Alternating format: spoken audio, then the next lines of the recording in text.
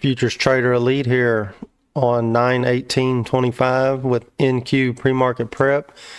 We're going to pull up the 15-minute chart. We've had a pretty substantial drive to the upside since yesterday.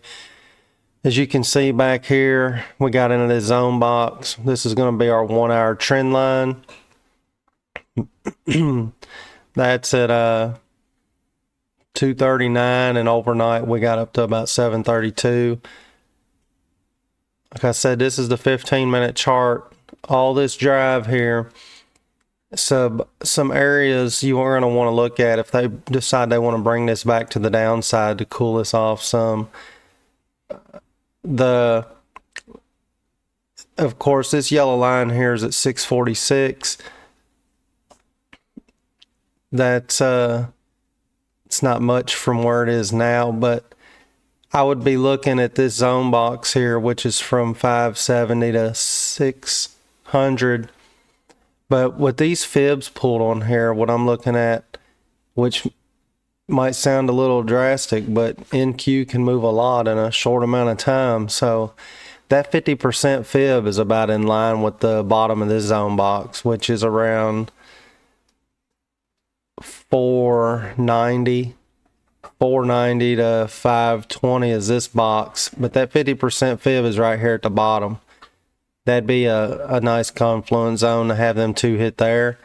And then I really like the fact that this 61.8% fib is right here at this golden pivot on the 15-minute.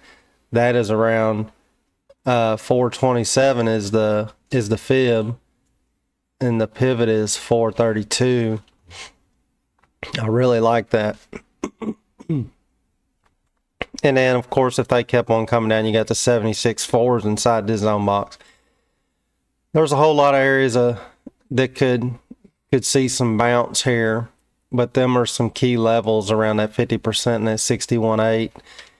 And then the 61.8 and that golden pivot fall between these two green lines that we had put in here the other day, and they actually did work out pretty good spots for retest and bounces on the lower time frames if you look at that with them lines. Of course, we got open skies to the upside. We're at all-time highs. All you got is your projected pivots for resistance and support, and that next R3 pivot up there is at like $25,050 or something. That's a long ways up there. So really, you just got to take your time and be patient and wait and see what the market's going to do when it opens. On, do they want to keep trying to drive it higher, or do they want to bring it back down, let it cool off?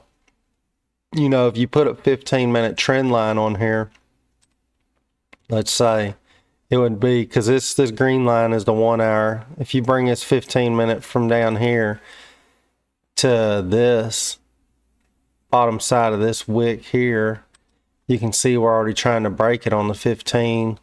That's why I don't have a trend line on there.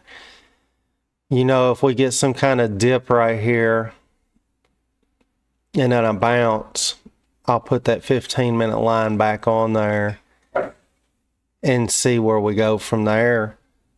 But as far as anything else to look at, I mean, we really got to just wait and see how the market reacts when it opens. But those are some key levels. You know, we'll try and do a recap at the end of the day.